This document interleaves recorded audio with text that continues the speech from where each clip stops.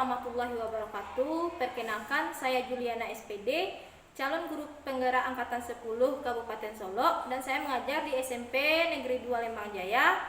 Untuk kali ini saya tidak sendiri di sini, saya didampingi oleh rekan saya Ibu Nuhermi, dan beliau adalah seorang guru BK yang juga mengajar di SMP 2 Lembang Jaya.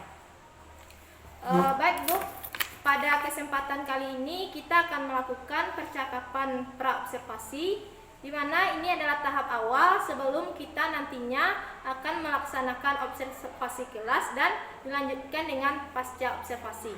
Nah, tujuan saya melakukan percakapan praobservasi ini adalah untuk mengetahui dan mengevaluasi jalannya proses pembelajaran yang ingin Ibu Nurhelmi lakukan.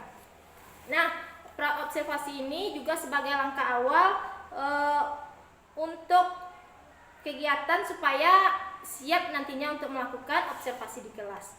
Nah, sebelum melakukan observasi, saya akan memberikan beberapa pertanyaan dulu ya Bu. Ya. Yang pertama, apa tujuan Ibu, tujuan pembelajaran yang ingin Bu capai dalam pembelajaran kali ini? Baik Bu, tujuan yang ingin saya capai dalam pembelajaran kali ini yaitu agar siswa mengenali dan memahami tata tertib sekolah dan norma sopan santun. Yang kedua, siswa dapat merangkum tujuan tata tertib sekolah dan norma sopan santun. Yang ketiga, siswa dapat memadukan atau mengaplikasikannya dalam kehidupan sehari-hari, bagaimana tata tertib sekolah dan norma sopan santun dalam kehidupan di masyarakat, sekolah maupun di rumah. Baik, berarti Ibu akan membahas tentang tata tertib sekolah Ibu. Ya. Nah, bagaimana dengan area pengembangan yang ingin Ibu capai dalam observasi kali ini?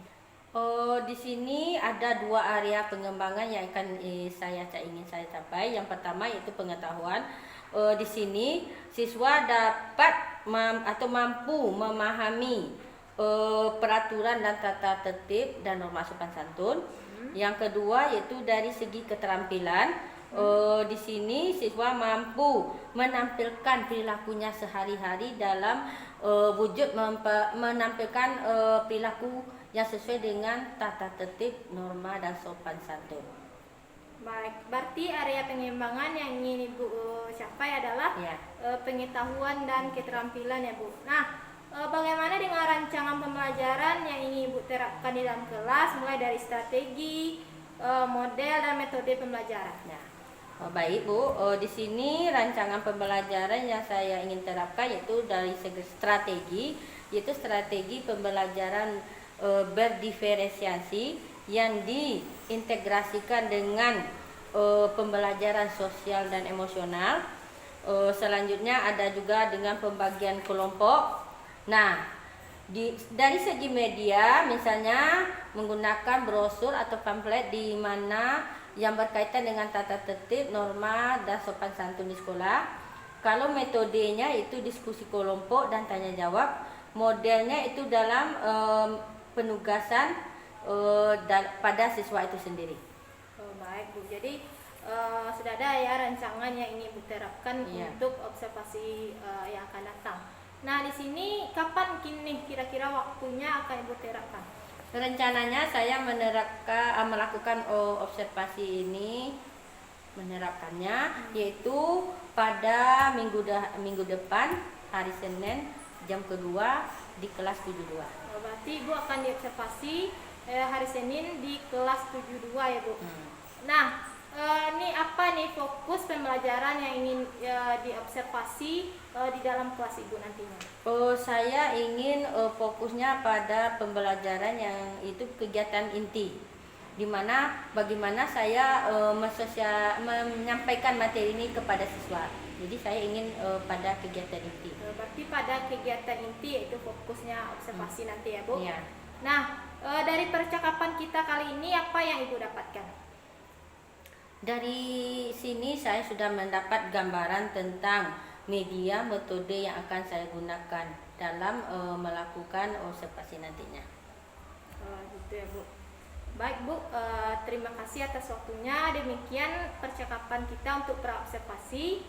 kita akan bertemu lagi di observasi yang akan dilaksanakan di kelas 72 nantinya, Ibu. Ya. Demikian saja. Assalamualaikum warahmatullahi wabarakatuh. Waalaikumsalam warahmatullahi wabarakatuh. Terima kasih Bu Juli. Sama-sama, Bu.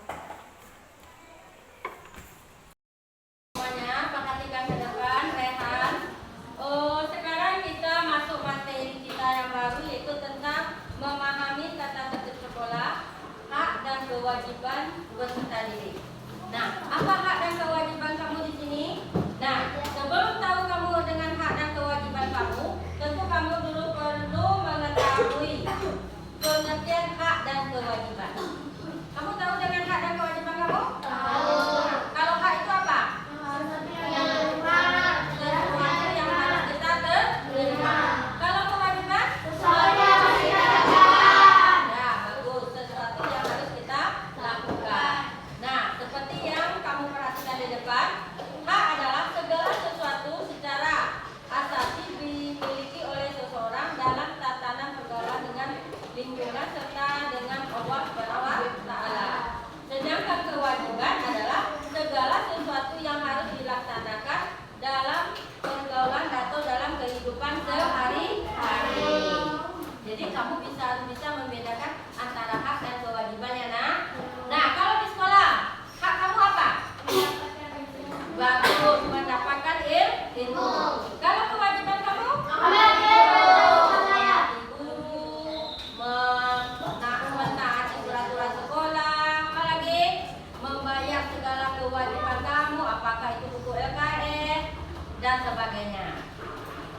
Jadi antara hak dan kewajiban bersifat harus seimbang. Kamu ada hak kamu yang harus kamu tuntut dan juga ada kewajiban yang harus kamu laksanakan. Ada pertanyaan? Tidak. Kalau tidak ada, kita lanjutkan. Nah, yang kedua itu hak dan kewajiban peserta didik. Nah, satu, setiap peserta didik pada setiap satuan pendidikan berhak mendapatkan pendidikan agama sesuai dengan agama yang dianutnya. Yang kedua, mendapatkan pelayanan pendidikan sesuai dengan bakat dan minat serta kemampuannya. Yang ketiga, mendapatkan beasiswa. Kalau ada bantuan kamu juga berhak. Bagi yang tidak mampu atau beasiswa bagi yang berprestasi. Nah, selanjutnya mendapatkan biaya pendidikan. Nanti kalau ada yang biaya pendidikan yang menyangkut dengan prestasi atau kamu apa lagi? Ada biaya dana PIP dan sebagainya. Selanjutnya pindah. Nah, itu kalau kita di tingkat SMP itu naik ke kelas selanjutnya. Itu tentu kewajiban kamu tentu harus menuntaskan semua pelajaran yang kamu pelajari. Nah, selanjutnya,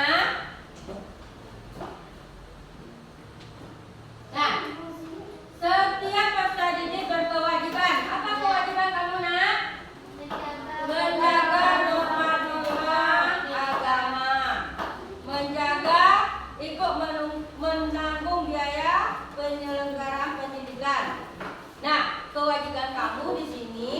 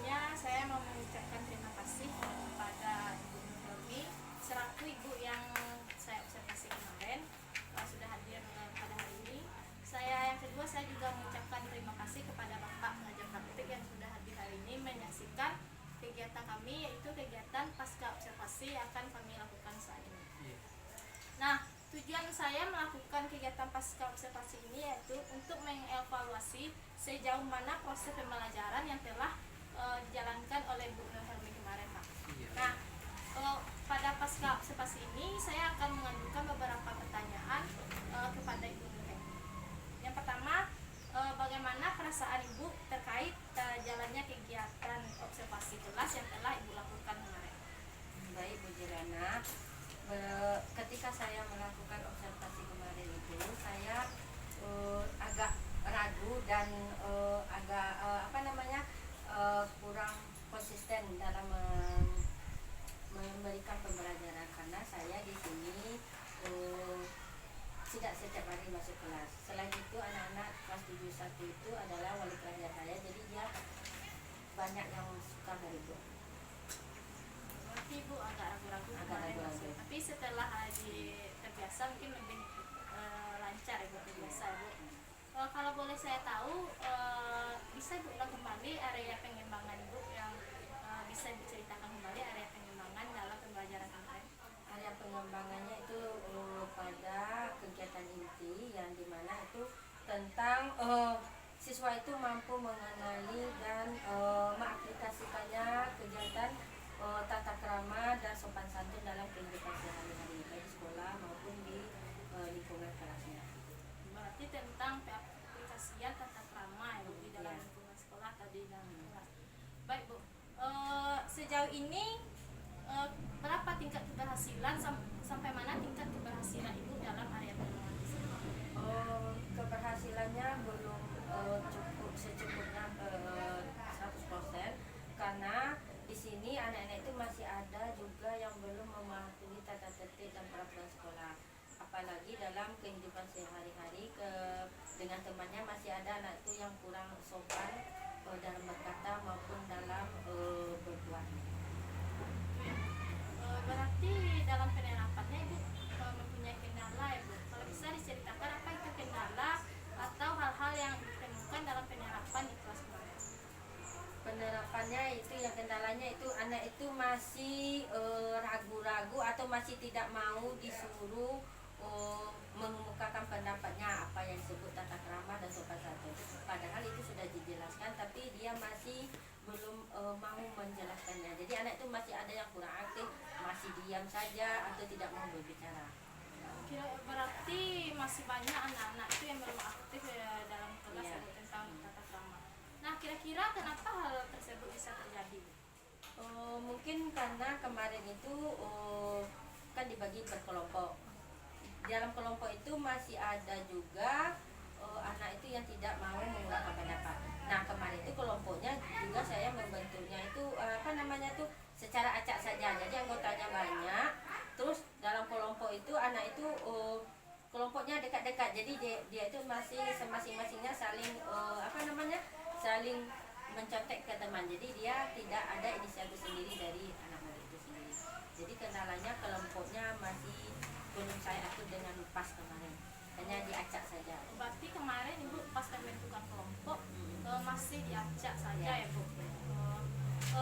Lalu bagaimana rencana Ibu ke depannya?